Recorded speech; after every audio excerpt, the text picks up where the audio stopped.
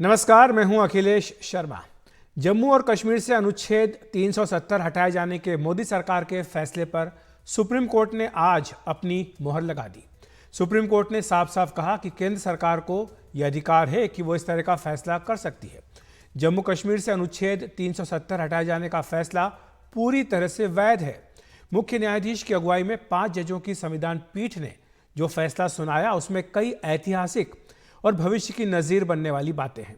उस फैसले को व्यापक असर को डिकोड करते देखिए हमारी यह खास रिपोर्ट।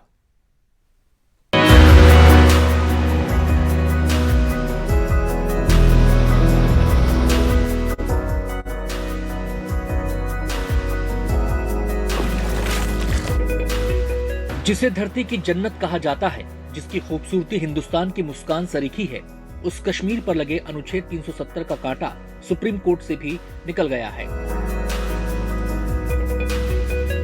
जिस दिन भारत के राष्ट्रपति द्वारा इस घोषणा पर हस्ताक्षर किए जाएंगे और इसे सरकारी गैजेट में प्रकाशित किया जाएगा, उस दिन से अनुच्छेद 370 के सभी खंड लागू नहीं होंगे सिवाय खंड 1 के नामक। 5 अगस्त 2019 को मोदी सरकार ने जम्मू और कश्मीर से अनुच्छेद 370 को हटा दिया था। कश्मीर का वो सवाल राजनीतिक विवादों के गलियारों से निकलकर सुप्रीम कोर्ट के दरबार तक पहुंच गया। पूरे 4 साल 4 महीने और 6 दिन बाद सुप्रीम कोर्ट ने सोमवार को साफ कर दिया कि अनुच्छेद 370 को हटाना संवैधानिक रूप से वैध है। सुप्रीम कोर्ट के मुख्य न्यायाधीश न्यायमूर्ति डीवाई चंद्रचूड़ की अध्यक्षता में बनी 5 सदस्यीय संवैधानिक पीठ ने यह फैसला सुनाया। प्रधानमंत्री नरेंद्र मोदी ने सोशल मीडिया प्लेटफॉर्म एक्स पर लिखा, अनुच्छेद 370 पर सुप्रीम कोर्ट का आज का फैसला ऐतिहासिक है और 5 अगस्त 2019 को भारत की संसद द्वारा लिए गए निर्णय को संवैधानिक रूप से बरकरार रखता है। ये जम्मू कश्मीर और लद्दाख में हमारी बहनों और भाइयों के लिए आशा, प्रगति और एकता का शानदार ऐलान है। कोर्ट ने अपने गहन ज्ञान से उस एकता की भावना को मजबूत किया है जो एक भारतीय के तौर पर हम सबको सबसे अधिक प्रिय है। इस फैसले की गूंज सियासी गलियारों तक सुनाई पड़ने लगी। निर्णय कर लिया सुप्रीम कोर्ट ने और ढेर सारी चीजों को जो भारतीय जनता पार्टी 1950 से बताती थी और कांग्रेस, विपक्ष और विशेषकर कम्युनिस्ट भाइयों का हमेशा से हम पर आरोप था कि राजनीतिक बातें आप कर रहे हो, ये सारी चीजों को आज सर्वोच्च अदालत ने अमली जामा पहना लिया। भारत के मुख्य न्यायाधीश डीवाई चंद्रचूड़, न्यायमूर्ति संजय किशन कौल, न्यायमूर्ति संजीव खन्ना, न्यायमूर्ति बीआर गवई और न्यायमूर्ति सूर्यकांत की 5 न्यायाधीशों की संविधान पीठ ने ये फैसला सुनाया है। उसमें सबसे अहम बात यह है, अनुच्छेद 370 को रद्द करना एक संवैधानिक प्रक्रिया है और इसे रद्द करने के लिए राष्ट्रपति के पास वैध शक्ति है। जो पार्लियामेंट का अमेंडमेंट था 370 में, वो वैलिड अमेंडमेंट है, लेकिन ये भी कहा है कि जो राष्ट्रपति का जो आदेश था वो भी वैलिड है और 371D के तहत जो कार्रवाई की गई है वो सारा वैलिड है और जो क्लॉज 370 का जो है उसको भी अपहेल्ड किया है और ये कहा है कि उसके तहत जो भी कार्रवाई प्रेसिडेंट ने किया है वो सब वैलिड है।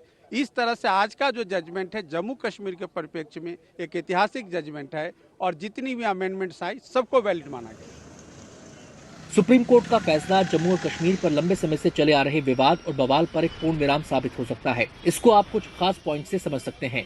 पहली और अहम बात यह कि संविधान का अनुच्छेद 370 अस्थायी था और राज्य के हालात के मद्देनजर वो एक अस्थायी व्यवस्था थी। इसे रद्द करने की शक्ति अभी भी राष्ट्रपति में निहित है, इसलिए राष्ट्रपति का आदेश वैध है।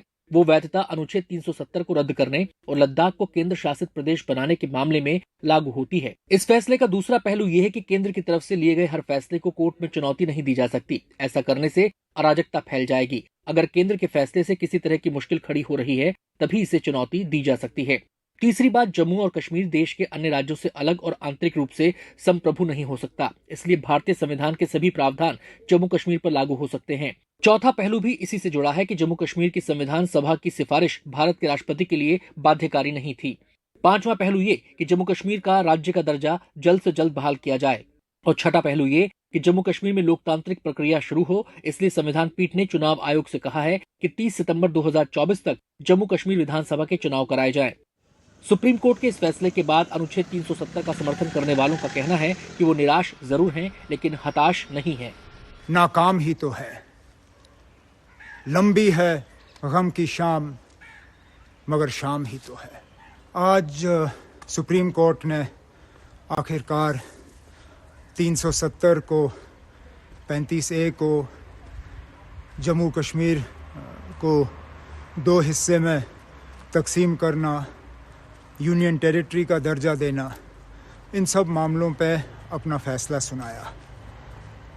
क्या यही फैसले की हम उम्मीद लगाए बैठे थे? बिल्कुल नहीं। हमने सुप्रीम कोर्ट का दरवाज़ा खटखटाया था क्योंकि हम इंसाफ की उम्मीद कर रहे थे।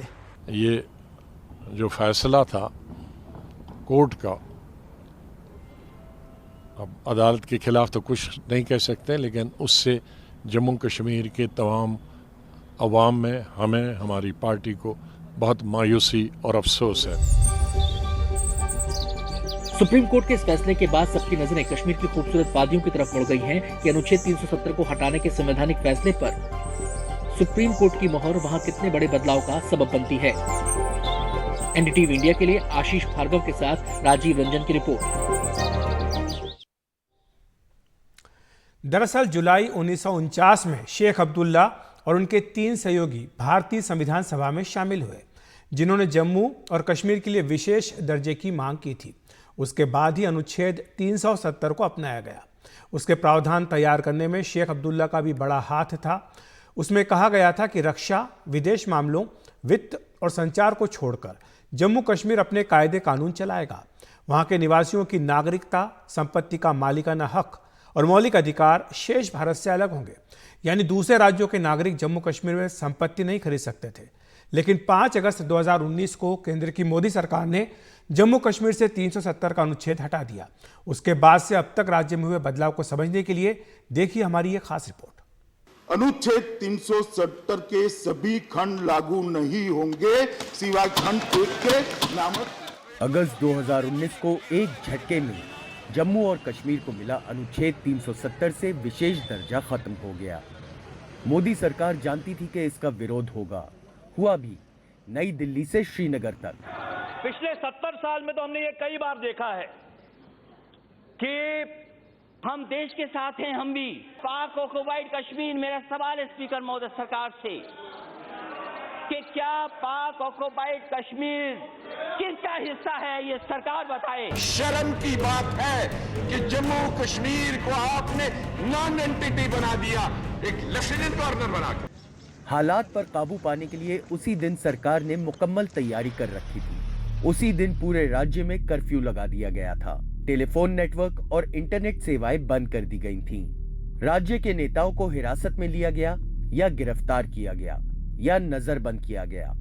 सुरक्षा बल के कई लाख जवानों को तैनात किया गया ताकि राज्य में देश विरोधी ताकतें सिर न उठा सकें।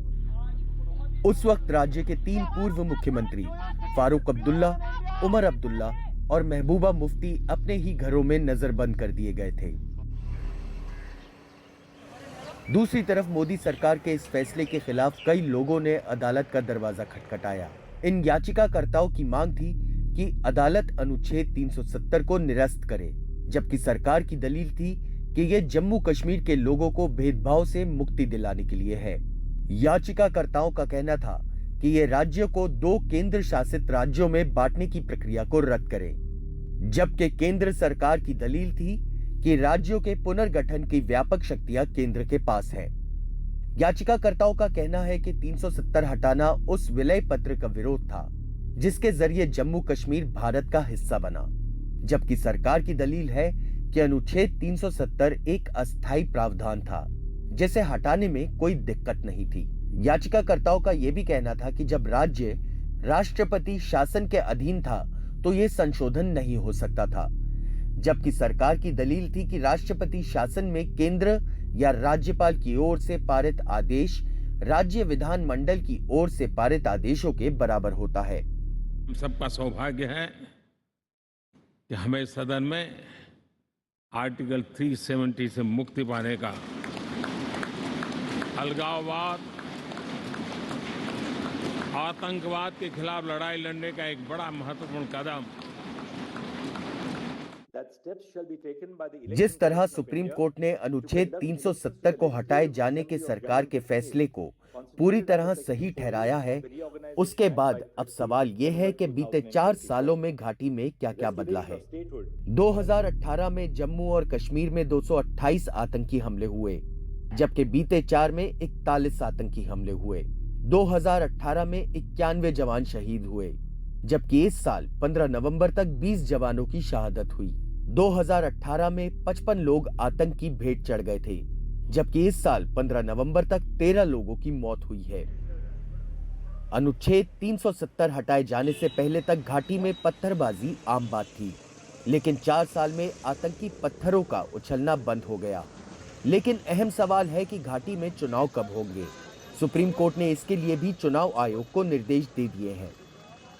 We direct that steps shall be taken by the Election Commission of India to conduct elections to the Legislative Assembly of Jammu and Kashmir, constituted under Section 14 of the Reorganization Act by 30 September 2024. हालांकि सरकार का दावा है कि उसने बीते 4 सालों में जम्मू और कश्मीर में चुनाव के लिए सार्थक और बेहतर वातावरण तैयार किया है। राज्य में 3 स्तरीय पंचायती राज सिस्टम लागू हुआ है। ब्लॉक डेवलपमेंट काउंसिल का चुनाव पहली बार हुआ। पंचायतों और शहरी निकायों को कई अधिकार दिए गए। वोटिंग से वंचित कुछ समुदाय को मतदान का अधिकार मिला। साथ ही अनुसूचित जनजाति के लिए विधानसभा की 9 सीटें आरक्षित हैं। इसलिए आप कह सकते हैं कि जम्मू कश्मीर में चुनाव को लेकर सुप्रीम कोर्ट ने जो आदेश दिया है उसकी तैयारी केंद्र सरकार ने पहले से ही कर रखी है। सुप्रीम कोर्ट ने यह भी कहा है कि जम्मू कश्मीर को जल्द से जल्द पूर्ण राज्य का दर्जा फिर से देने की कोशिश की जाए। अब आप इंतज़ार कीजिए कि अगले चुनाव जम्मू कश्मीर में राज्य के तौर पर होंगे या फिर केंद्र शासित प्रदेश में। इस बीच बीते 4.5 सालों में राष्ट्रपति शासन के तहत ही सही, केंद्र सरकार ने विकास के लिए कई बड़े कदम उठाए हैं। आदिवासियों के लिए 8 नए ट्राइबल हॉस्टल, 6 एकलव्य मॉडल रिहायशी स्कूल, 200 स्मार्ट स्कूल खोले गए हैं। वहीं शिक्षा के क्षेत्र में जम्मू में IIT और IIM में कामकाज शुरू हुआ, जबकि जम्मू एम्स काम करने लगा है। एम्स कश्मीर का निर्माण चल रहा है। MBBS की 800 सीटें बढ़ाई गईं, जबकि 5.5 लाख बच्चों को मुफ्त में टेक्स्ट बुक प्रदान किए गए। वहीं महिलाओं को पुलिस में 15% आरक्षण दिए गए। साथ ही 2 अतिरिक्त महिला बटालियन का गठन किया गया है। केंद्र सरकार ने पहले ही साफ कर दिया था कि संविधान के अनुच्छेद 370 के प्रावधान 1 को छोड़कर सभी प्रावधान खत्म कर दिए हैं और प्रावधान 1 में ये लिखा है कि जम्मू और कश्मीर में भारत का संविधान चलेगा। आशीष भार्गव की रिपोर्ट, NDTV इंडिया।